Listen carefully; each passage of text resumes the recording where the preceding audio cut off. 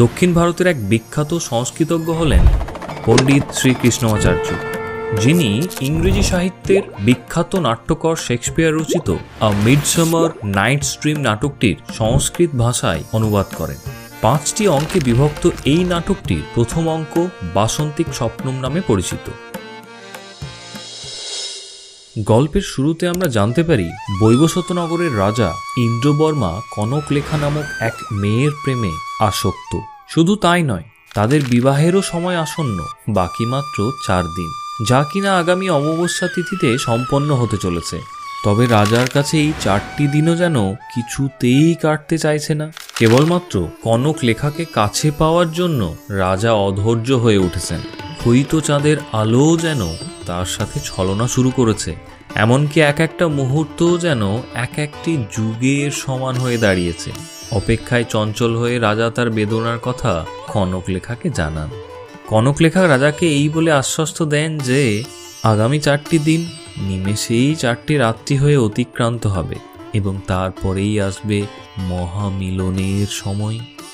ক্ষণিকের জন্য হলেও রাজা তার কথায় আশ্বাস পান। এরপরেই ঘটে নাটকের আর এক চরিত্র প্রমোদের উপস্থিতি। প্রমোদ রাজা ইন্দ্রবর্মার বিশ্বস্ত পরিচারক।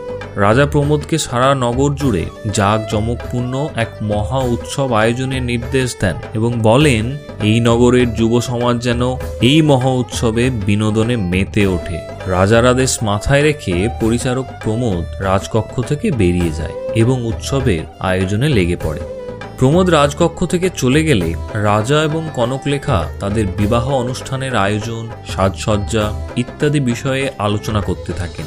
কিন্তু হঠাৎ করেই পর্দার আড়াল থেকে কিছু পদশব্দ শোনা যায়, যা কথোপকথনে মত্ত রাজা এবং কনকলেখার দৃষ্টি আকর্ষণ করে।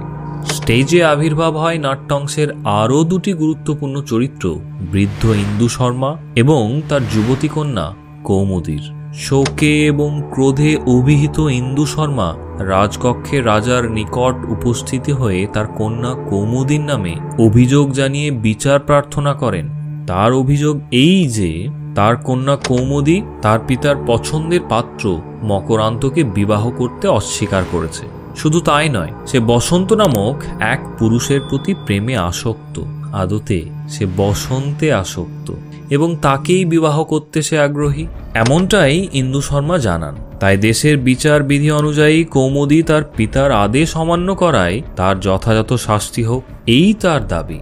রাজা ইন্দ্রবর্মা এই সমস্ত কিছু শোনেন এবং শেষ পর্যন্ত ইন্দু শর্মাকেই সমর্থন করেন। তিনি কৌমুদীকে তার পিতার আদেশ মেনে নিয়ে সুযোগ্য পাত্র মকরান্তকে বিবাহ করার জন্য নানাভাবে বোঝাতে থাকেন।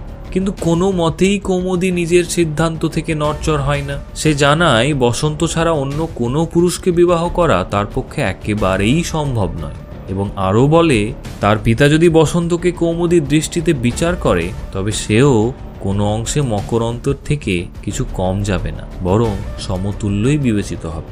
রাজা এই সব কিছু শোনার পরেও আবারও কৌমুদীকে তার সিদ্ধান্ত পরিবর্তন করার সুযোগ দেন এবং বলেন যদি সে তার সিদ্ধান্ত পরিবর্তন না করে এবং বসন্তকেই বিবাহ করে তবে তার পরিণতি হবে নির্ঘাত মৃত্যু অথবা কৌমার্যনীতি, অর্থাৎ আজীবন অবিবাহিতা, যা একেবারেই মঙ্গলজনক নয়। কিন্তু কৌমুদী তার জীবনের এমন এক পর্যায়ে এসে দাঁড়িয়েছে, মৃত্যুকে সে আর ভয় পায় না। এমনকি বসন্তকে বিবাহ করার জন্য সে নিজের জীবন পর্যন্ত উৎসর্গ করতে প্রস্তুত, অথবা দুর্ভাগ্যের দরুন আজীবন অবিবাহিত থাকতেও রাজি সে। বিচার বিবেচনার মধ্যে হঠাৎই রাজকক্ষে কনকলেখার আবির্ভাব ঘটে। রাজকক্ষে প্রবেশ করে কনকলেখা রাজা ইন্দ্রবর্মাকে এক সঙ্গীত আসরে উপস্থিত হওয়ার আহ্বান জানান। রাজা রাজকক্ষ পরিত্যাগ করার পূর্বে আবারও কৌমুদীকে মনে করিয়ে দেন যে হয় সে তার পিতার পছন্দের পাত্র মকরান্তকে বিবাহ করবে অথবা রাজ্যের আইনবিধি অনুসারে বিচার ব্যবস্থার বিরুদ্ধে গিয়ে এরূপ আচরণ করার জন্যে তাকে মৃত্যুদণ্ড ভোগ করতে হবে। এই ধরনের এডুকেশনাল ভিডিও আরও দেখতে চ্যানেলটিকে সাবস্ক্রাইব করে এলিট পরিবারের মেম্বার হয়ে যাও। Thank you so much and always remember knowledge worth sharing.